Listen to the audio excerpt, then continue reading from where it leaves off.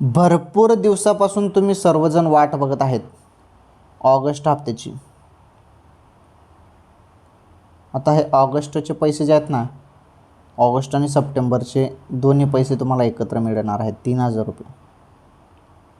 तुमची प्रतीक्षा संपली.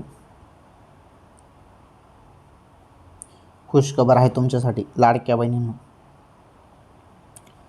रोज तुम्हाला आपल्या चॅनलवर लाडकी बहीण योजनेसंदर्भात अपडेट पाहायला मिळत असते. लाईक करा या व्हिडिओला. चॅनलवर नवीन असल्यास चॅनल पण सबस्क्राईब करा.